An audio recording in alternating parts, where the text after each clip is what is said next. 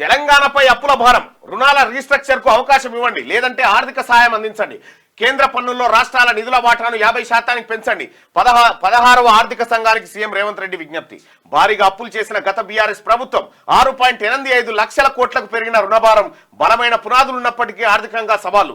Telangana youngest future state, రుణ సమస్యకు పరిష్కారం చూపాలని వినతి. ఇక్కడ చూడండి, 6.85 లక్షల కోట్లు. మనం చెప్పినగా ముదిరాజుల నెత్తి మీద ఎంత అప్పు ఉందో ఇక ముఖ్యమంత్రి గారు చెప్పిండు, ఇంత రుణం ఉంది, అప్పు తెచ్చినామని చెప్తా ఉన్నారు. ఎట్లా తెచ్చిరు? అప్పుడు గతంలో కేసీఆర్ ఏం చేసిండు? ముదిరాజుల తలకాయలు కుదబెట్టిండు, గౌండ్ల తలకాయలు కుదబెట్టిండు, పద్మశాల తలకాయలు కుదబెట్టిండు, మున్నూరు కాపుల తలకాయలు కుదబెట్టిండు, అందరు తలకాయలు కుదబెట్టి తీసుకొచ్చిండు. ఇట్లా తెలంగాణపై అప్పుల భారం పెరిగిందని, ఆర్థికంగా సవాళ్లను ఎదుర్కొంటున్నదని 16వ ఆర్థిక సంఘానికి సీఎం రేవంత్ రెడ్డి తెలిపారు.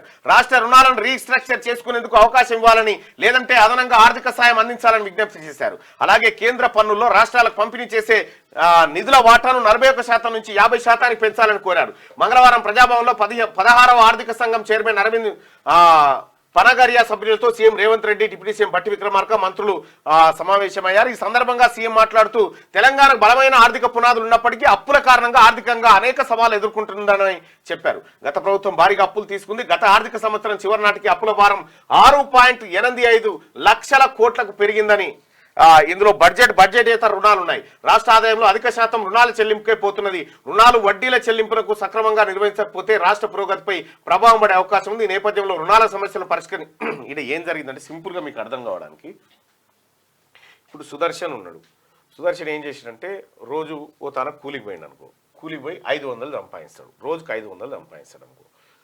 ఏం చేసిందంటే సుదర్శన్ వాళ్ళ నాయన ఏం చేసిపోయిండు, సరే చేయలేదు కానీ ఉదాహరణ చెప్తాను. సుదర్శన్ కంటే ముందున్న పెద్ద ఆయన ఏం చేసిపోయిందంటే రోజుకు 600 రూపాయలు కట్టి అప్పు తెచ్చాడు. ఓకే, రోజుకు 600 కట్టాలి సుదర్శన్. ఈయన కష్టం చేస్తే ఎంత వస్తుంది? 500 వస్తుంది. ఇంకా 100 ఏడికి ఎంత కావాలి? మళ్ళీ అప్పు తెచ్చి 100 కలిపి అటు కట్టాలి. మళ్ళీ ఈ సుదర్శన్ వీళ్ళందరూ బతికటానికి మళ్ళా అప్పు తెచ్చుకొని తినాలి. ఏ పూట కాపుట కొనుక్కొచ్చుకొని తినే కాడికి తెచ్చిరు తెలంగాణ రాష్ట్రాన్ని. ఇందులో బీసీల ప్రమేయం ఏం లేదు సోదరులారా. బీసీలకి ఈ పాపమే తెలియదు. ఈ 6.85 లక్షల కోట్ల బీసీల పాత్రనే లేదు. మనకు పాత్ర లేదు కానీ అప్పులు మాత్రం మన మీదనే ఉన్నాయి. ఇక ఇది 71,744 కోట్ల గ్రాంట్ కావాలి. 16వ ఆర్థిక సంఘానికి రాష్ట్ర ప్రభుత్వం విజ్ఞప్తి. మీకు కూడా తెలుసో తెలియదు ఇంకా గమ్మత్ విషయం.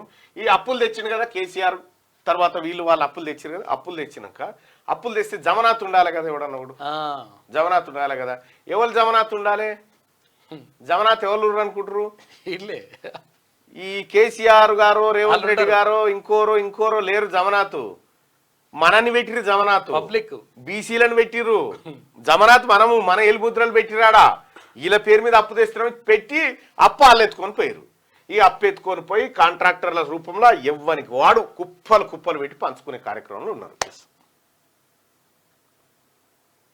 రాష్ట్రం అప్పుకు జమనాథ్ మనమే ఉన్నాము, జమనాథ్ వాళ్ళు లేరు. వాళ్ళు దులుపుకొని ఎక్కడిదక్కడ వెళ్ళిపోతారు. ఇక బ్యాంకు వాళ్ళకి ఏదైనా మనని చూపిస్తారు, ఉన్నారుగానే జనం కడతారు వాళ్ళు అంతే అని. ఎట్లా కడతాం మళ్ళన్నా మనం అంటే, మనం ఉప్పు మిరపకాయ ధర మీద కడతానే ఉంటాం, అన్ని రకాలుగా ధరలు పెరిగి కడతానే ఉంటాం అన్నట్టు. అగ్గిపెట్టే కాడికెళ్ళి కట్టాలి. 71,744 కోట్ల గ్రాంట్ కావాలి. 16వ ఆర్థిక సంఘానికి రాష్ట్ర ప్రభుత్వం విజ్ఞప్తి. ఫోర్త్ సిటీకి 12,972 కోట్లు, మిషన్ భగీరథ 11,996 కోట్లు, మూసీ రివర్ ఫ్రంట్ కు 7,000 కోట్లు, మున్సిపాలిటీలో అండర్ గ్రౌండ్ సివరేజీ సిస్టమ్ కు 7,200 కోట్లు, స్కూల్స్ అప్గ్రేడేషన్ కు, గురుకుల విద్యాలయాల నిర్మాణానికి 4,500 కోట్లు ప్రతిపాదనలు పనగరియా టీం ముందు ఉంచిన రాష్ట్ర ప్రభుత్వం. ఇంకా వాళ్ళు ఇస్తారా ఏం చేస్తారా అనేది మనకు తెలియదు. ఇక ఇది ఇట్లుంటే ప్రతి నెల జీతాల కంటే అప్పుల కిస్తీలకే ఎక్కువ కడుతున్నాం. చూసుకో, ఇప్పటిదాకా చెప్పిన లెక్క జీతాలకు 5,000 కోట్లు అయితే అంతకంటే ఎక్కువ బాకీలకే పోతున్నాయి. డిప్యూటీ సీఎం భట్టి 10 ఏళ్ల తర్వాత కట్టేలా కండిషన్స్ తో గత సర్కార్ భారీగా రుణాలు తెచ్చింది.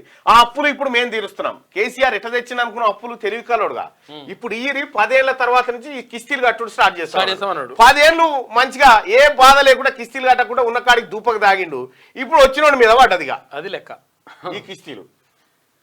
గత సర్కార్ భారీగా రుణాలు తెచ్చింది, ఆ అప్పులు ఇప్పుడు మేము తీరుస్తున్నాం. కేంద్ర పథకాలు వినియోగించుకోవాలంటే కఠిన నిబంధనలు, దీనివల్ల ఇబ్బందులు ఎదుర్కొంటున్నామని కామెంట్. గత బీఆర్ఎస్ సర్కార్ చేసిన అప్పులు కిస్తీలకే తాము ప్రతి నెలా భారీగా చెల్లిస్తున్నామని డిప్యూటీ సీఎం ఆర్థిక మంత్రి భట్టి విక్రమార్క అన్నారు. ప్రతి నెలా రాష్ట్ర ప్రభుత్వం ఇచ్చే జీతాలు మొత్తం 5,000 కోట్లయితే అప్పులకు కట్టే వడ్డీలు అంతకంటే ఎక్కువగా ఉంటున్నాయని తెలిపారు.